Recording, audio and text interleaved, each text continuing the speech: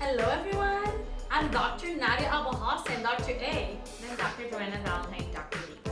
And today is episode 8 of Ask Doctors A and B, a podcast that we started to use this platform to connect with you and to answer your questions.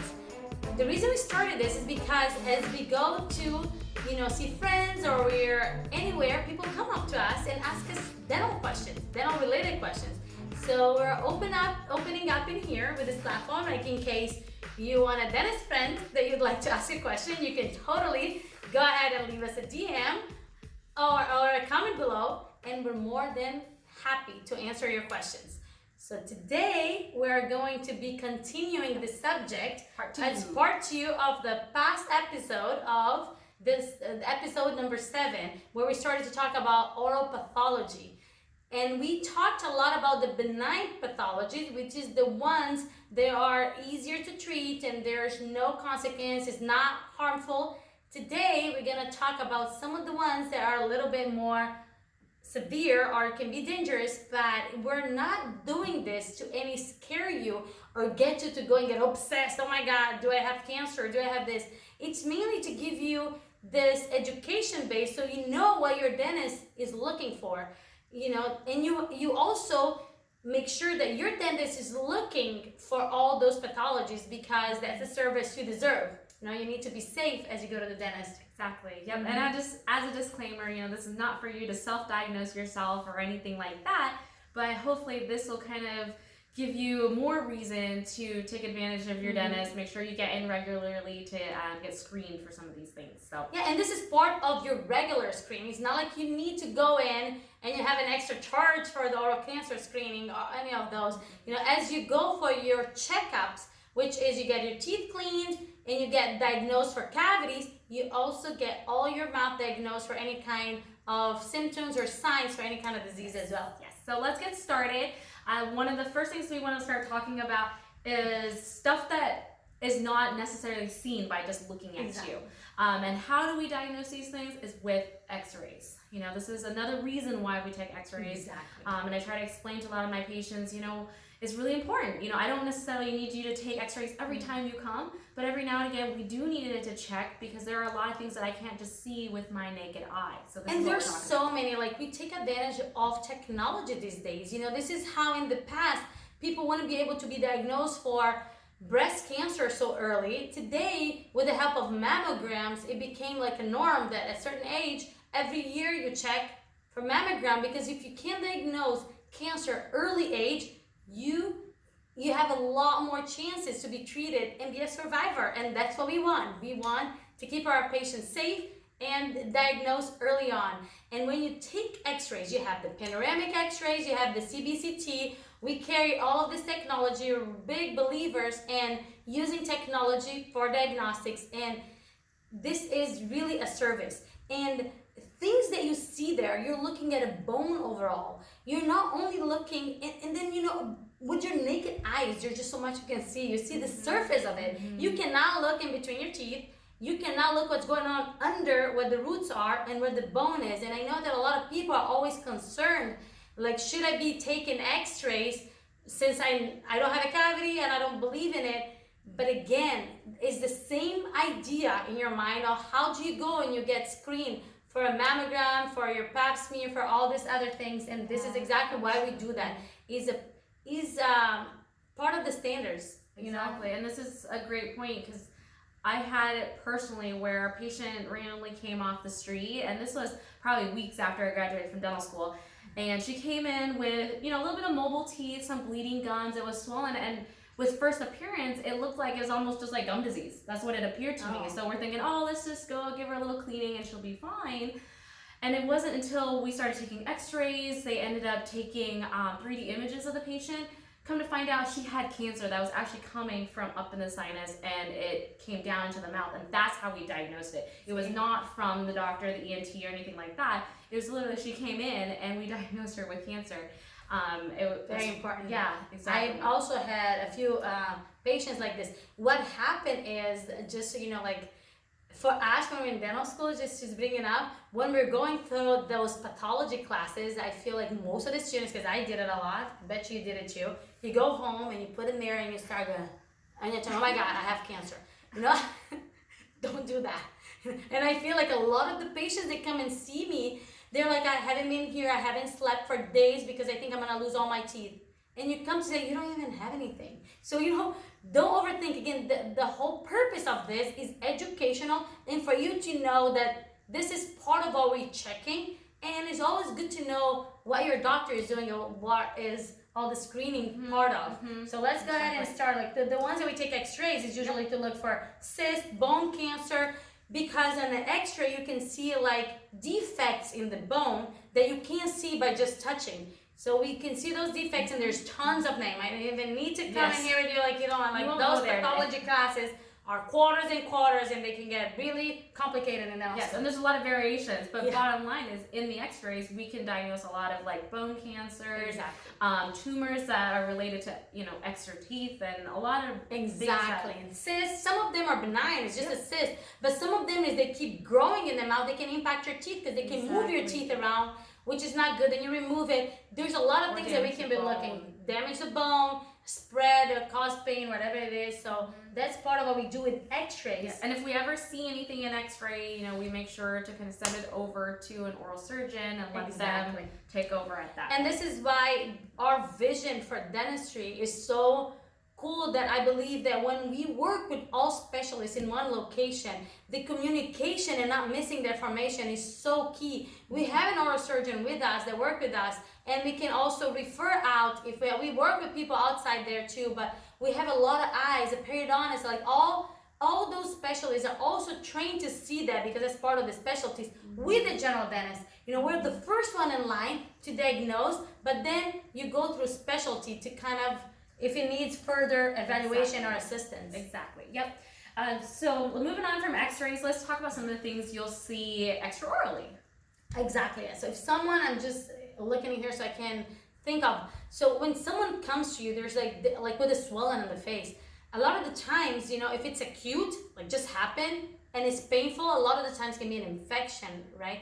But there are other things that get swollen on the face that can also be a tumor that grew with time. And you would think, like, you know, when we're studying, I don't know if it happened to you, and I'm looking at those pictures, I'm like, how did someone live for so many years? Because those things take time to grow. This tumor growing so many years without going to the dentist. Remember that not everyone, and our audience is very broad, and we are in different countries. We receive a lot of loving messages. Thank you so much for watching us and for giving us all your support. We're totally in here to help you as well.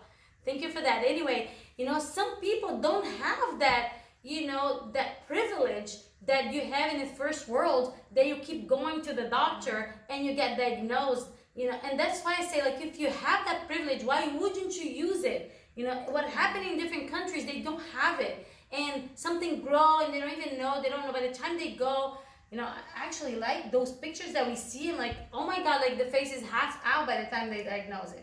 Some tumors are fast growing, but some of them are slow growing and it still happens. So we're always looking for extraoral tumors, like, I mean, swelling. When we're looking at someone's face, we're always analyzing the two faces. Do you have a swelling? Do you see? Is it symmetrical? Is it symmetrical? This is part of what we're doing. Like, yeah, it's that we're talking and we are, you know, connecting with you, but at the same time, we're like, is there anything going on? It's actually kind of funny because sometimes I'll be doing, you know, like a head and neck exam, and the patient will be like, oh, am I getting a massage too today? I'm like, we go like sort of. Open, exactly. But yeah, really what I'm looking for is, you know, is there any swelling? Does it hurt when I touch you in a certain spot? Because that could, you know, mean that there's something else going on. Yeah. So, you know, a lot of times extraorally, there's things like lymphomas, skin cancers that we're looking for. So many times I've even referred out to dermatology. Exactly. So let's talk a little bit about skin cancer. The two main ones, like, that I'm gonna just mention, and just tons of, like three actually, that I'm gonna mention. They are the most common that could be, like, there's one that is very, very common, especially in here in the United States, you know, mainly for the fair skin. It's called Basal Cell Carcinoma. It's very common, and apparently it's like 4 million a year. The good thing about this, you know, how can you say good thing about cancer, is because it doesn't spread very commonly. Very, very rare it's gonna spread. And it's an easy fix. They remove the skin in that area, cure it, and it's done. It doesn't necessarily need to be that it spreads all over the body. However, it's kind of an ulcerated lesion. Maybe our editor can put a picture right there of basal cell carcinoma. And I'm going to talk to you a little bit about a pigmented lesion that a lot of people have that can look like mole. This is why in the previous episode we talked about amalgam tattoo, which is a very innocent lesion caused by amalgam, those silver fillings. But you have to make sure that there's a difference between that and a pigmented lesion called melanoma. Melanoma is not as common as basal cell carcinoma, but it's very aggressive. And it can spread and it can really be fatal. So for us, this is why you see a lot of the doctors these days, if they see a mole that is looking weird, too big, too out, fair skin, get it out. They biopsy it right away. I have patients all the time. I had one this week actually that she's like, yeah, I feel like it's for fun that my dermatologist, every time I go there, he wants to cut my skin. She was funny because she came in with a bandage. Yeah, she's like, yeah. I was like, it's just making sure everything is fine, and they don't want to miss on that because that's not a lesion that you want to miss on. Exactly. So we are very aggressive looking into that. That's why I said that we use an intraoral camera. We make sure to take a picture, compare, and we monitor it.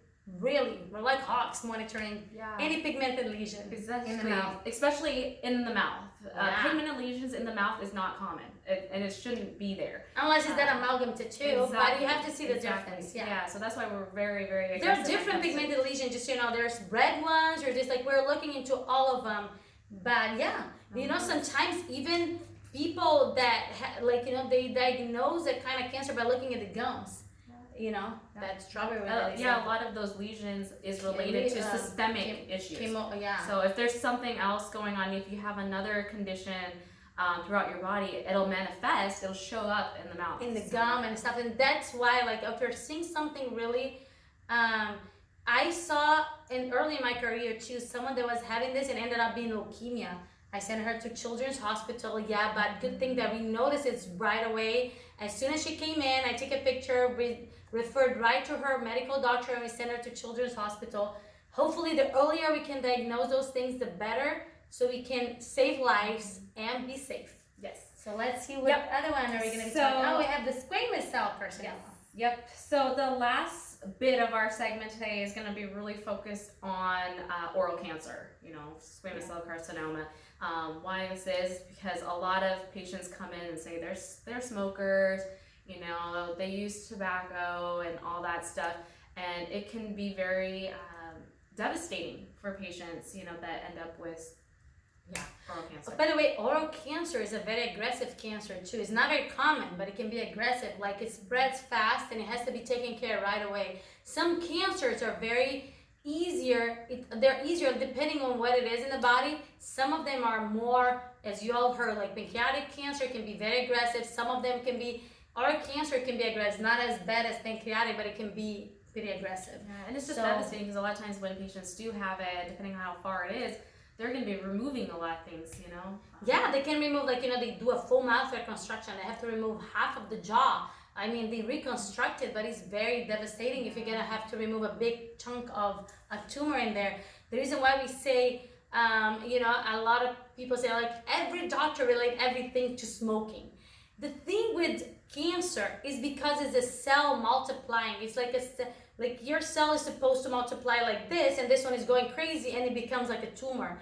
And a cigarette, because it's an it's external, and it has chemical and stuff like it, it can trigger the cell to do that. I'm not saying it is from some people never ever smoked and have cancer. Yeah. It's not, but it increased the risk. We're talking about risk. It's like your cell is not growing in a regular way because there's the heat of the cigarette involving there, it can cause some damage. Yeah, it's carcinogenic. Carcinogenic. That's why we say it's carcinogenic. Exactly. So other factors besides the smoking the tobacco that can be correlated to oral cancer is alcohol use. Also other some viral infections can be correlated to it. So there's a lot of things that can cause it, and we're here just to make sure we're checking on it so that even if it does occur, we're catching it really early. Then we can totally intervene very early and save lives because we diagnose this early, and this is what we're here for. This is what we signed up for, and our passion is literally to add value in any way. And if there's any question, if there's anything we can help you with, and if you have a question you would like to ask about pathology, about anything, any of the other topics we talked about, go ahead and check out. This is our 8th episode. We have quite a few already, and we are going to keep doing this to add value to you. Yes. We really hope this is beneficial, and this is helping you guys to understand how is the dental here and how we're working every day in there. So make sure you let us know what you want to hear about next. Yes. And until next time, my friends, be boundless. With an iconic smile. Bye.